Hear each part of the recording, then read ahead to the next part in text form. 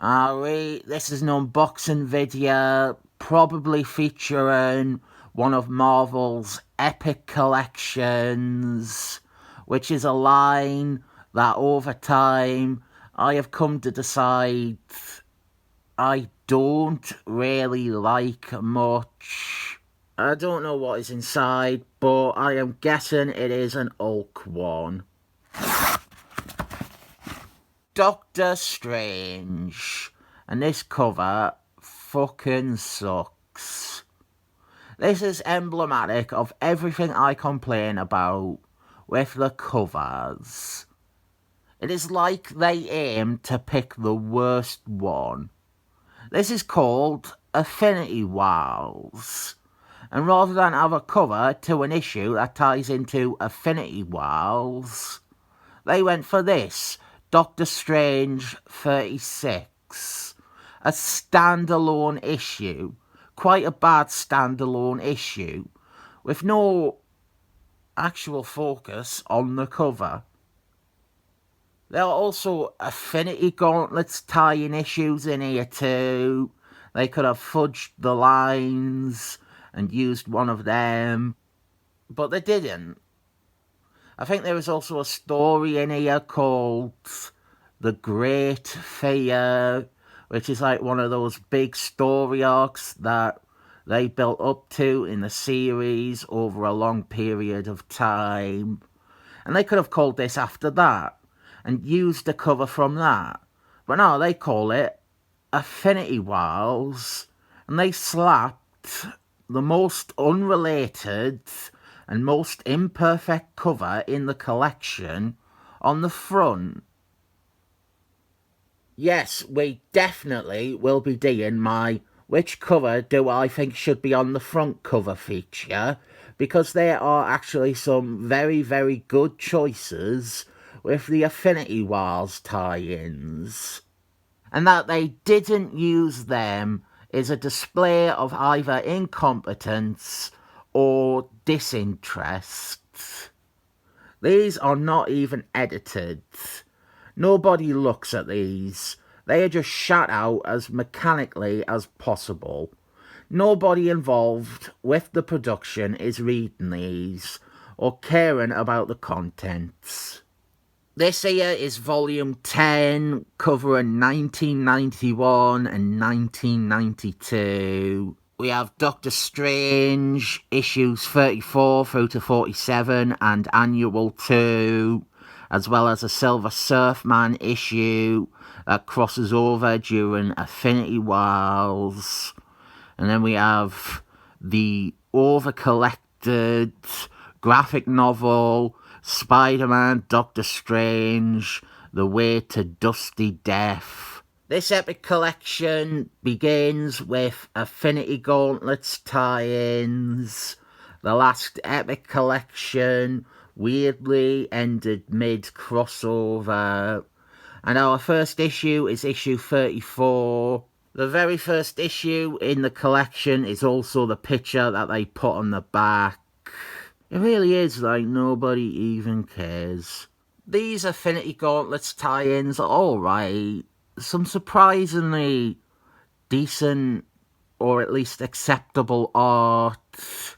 And while they are largely unimportant to the overall narrative, they do contain characters that you care about, so they seem a bit more substantial than some of the other tie-ins. This is during writer Roger Thomas's attempts to redeem Dr. Doom, and this first issue in the collection really focuses a lot on him. It is drawing a lot of parallels between Doctor Strange and Dr. Doom, and then Mr. Doom. Call me wrong in the head if you must, but I honestly don't think there's anything wrong with this art, really.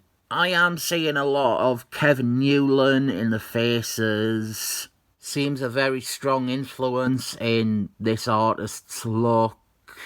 One thing these tie-in issues do is they fill in a gap that didn't really need filling in, but is welcome to fill in from Infinity Gauntlets, which is Doctor Strange recollecting a bunch of the heroes who Thanius didn't quite kill in the big confrontation in Infinity Gauntlets #4.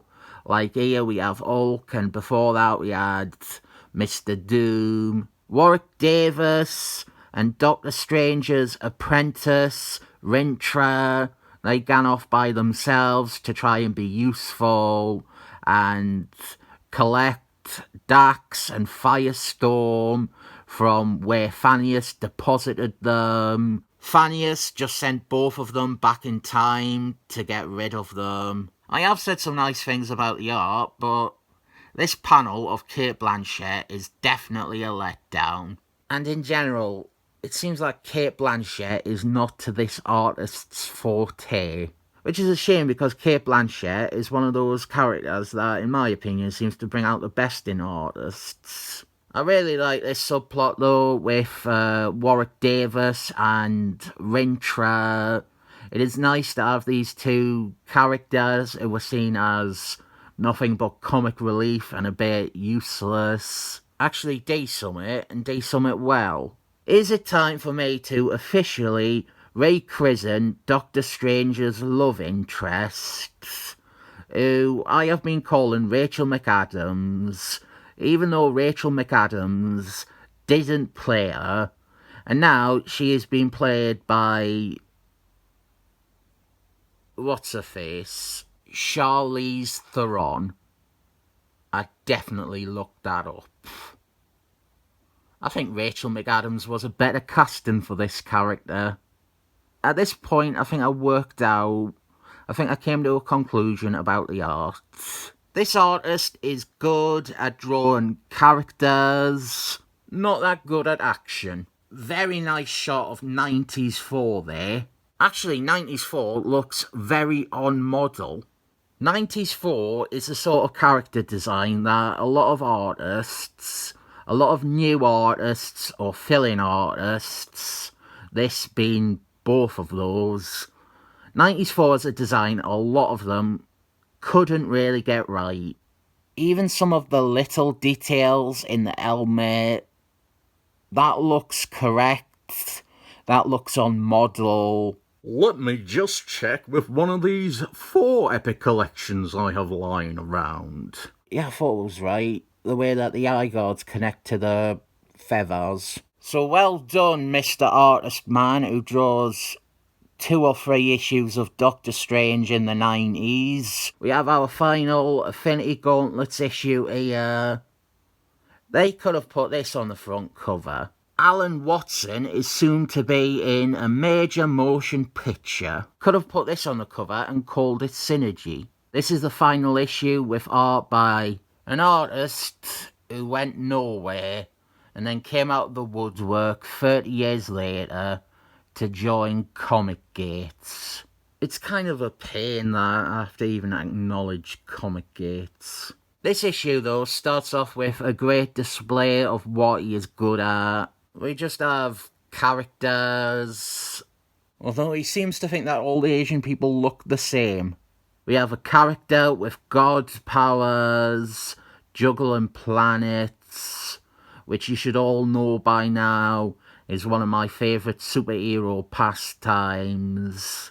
After Infinity Gauntlets, Alan Watson got the Infinity Gauntlets, and he became basically God. That is where the story ended. So here, this issue of Doctor Strange is having someone actually react to that event. Even with this issue, it doesn't sit right the way that all the heroes are just fine, with Alan Watson becoming God. And here is that bad issue that they put on the cover. I was off by 1. It is dwelling on a duplicate of Silver Surfman that was in 1 issue of Silver Surfman in the Silver Age. Just a bit of continuity that didn't need dragging up. Yeah, this is that great fear story. And I have just realised something. The backup stories are missing. Yeah, the backup stories from the first few issues are missing. They seem to be in the previous one. They are at the back of it, but not listed in the contents. It would seem almost pointless to complain that they removed backstory for this story from issues and put them in the collection before. I already have enough complaints about these epic collections without adding to them. This one is Doctor Strange versus the Fear Lords. A bunch of Marvel entities that feast on fear or thrive on fear or stuff like that. And yes, I am showing something from the other epic collection, because without this, there is nothing to establish all these characters in the actual collection that we are looking at here. It is stuff like Nightmare Man, The Lurking Unknown, I think that's what it's called, Nox, which is this purple woman. 20 years later, she returns as a bad guy in this miniseries. That is her there. Showing off a lot of other collections in this one. I like this bit here with Doctor Strange and Rachel McAdams. It is a decent story here. I think it falls short of being as massive and important as it seems to want to be, and incorporating Daredevil just because he is known as the man without fear is cheesy and corny. Not a bad read though. I think it's a story that could be improved upon, but there is something there. Here is another bad standalone issue. Wolfman and Doctor Strange, they didn't really have any excuse to be appearing in each other's books. It is just two characters that are too disconnected and unrelated. And by this point, everyone knows that Wolfman is appearing just to try and help the book sales. Then we have a page recapping a crossover, so that you can read the fourth and final part of it.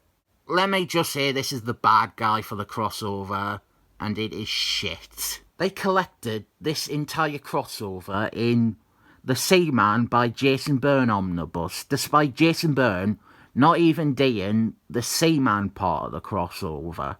Whereas Roger Thomas writes, I think, 2, maybe 3 parts of it.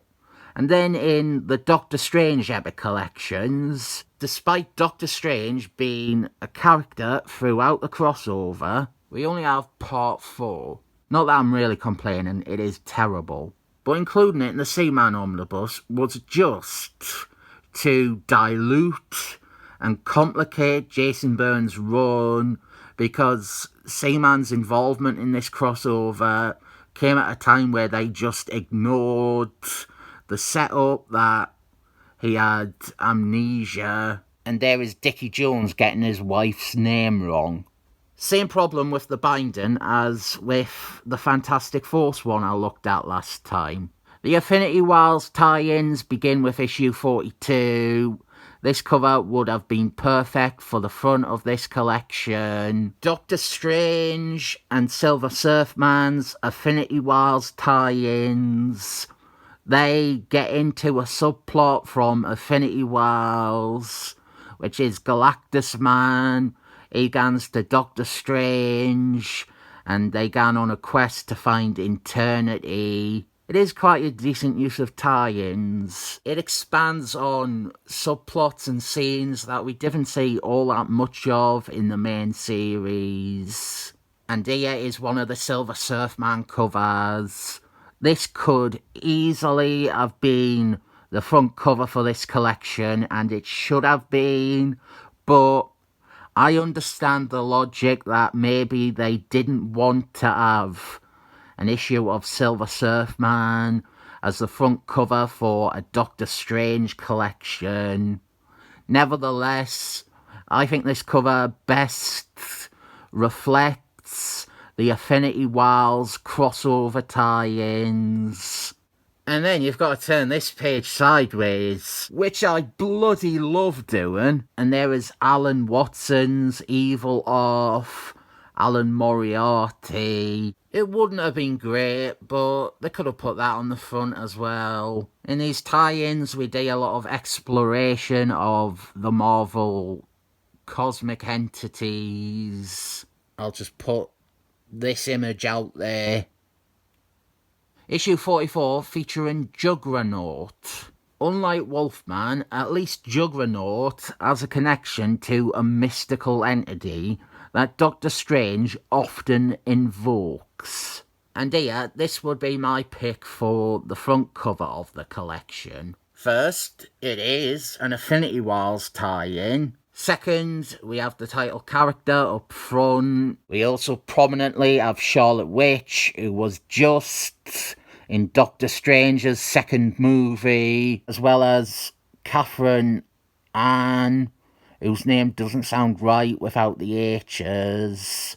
I guess it would be Catherine Ann, because the second H isn't the sound of an H. She should fire her agent, though, for getting her cast as this. My point being that she too was just in a Marvel thing. These last two Infinity Wars tie-ins are just a fun little team-up between a bunch of magic characters. I think this is a good splash page. What I was saying there trailed off because I noticed Doctor Strange's hair here. Hey, Mr. Colorist. Dude, you fucked up, man. There are two women that I would have insane sex with, and a third that I would chuck off a bridge. I'd maybe wank off Dr. X. It would mainly be an experiment. I probably shouldn't talk about sex when Dr. Doom is in an issue. Then there is Doctor Strange's double ganger, part of the Infinity Wars plot. I didn't mind this cover, but probably not a good one for the front. And there is a splash page that single-handedly kills any interest anyone would have in this two-parter. Then we have that graphic novel, and this is just... over the last 10 years, this has been collected so many times. This is a sequel to a Silver Age story Roger Thomas has done about 4 or 5 sequels to it. I think they did a collection of just that original story and then all of Roger Thomas's sequels to it. There was also one that was Hank Miller, I think. And there was a Jim Starman one in the 80s which had Hulk and Thing, as well as a brief cameo from Jim Tomatis's Defenders team. And that Jim Starman one, never been collected. Roger Thomas just ignores it in his continued sequels to it. He did another sequel in Secret Defenders. I am just fed up with seeing this collected again and again and again. That is not to imply the quality of it. I'm just sick of seeing the same fucking things collected again and again. When you have stuff like that Jim Starman story I just mentioned, which has never been collected. Oh god, and didn't get us started on a Silver Surfman graphic novel. Right, there is this Silver Surfman graphic novel called Silver Surfman Homecoming. It takes place after Infinity Gauntlets. Despite us having an Infinity Gauntlets omnibus, Infinity Gauntlets Aftermath collection, Infinity Guard collections, Silver Surfman Infinity Gauntlet Epic collection, and then a collection of the Aftermath. A fucking box set that I forgot about until editing this video. We have never fucking had Silver Surfman Homecoming collected. We've had its fucking sequel, Silver Surfman Infinity Guard, collected at least 3 times. But the thing that's fucking required reading to understand it has never been fucking collected. And now look at all those bonuses we get. I got myself angry at the end there over Silver Surfman Homecoming.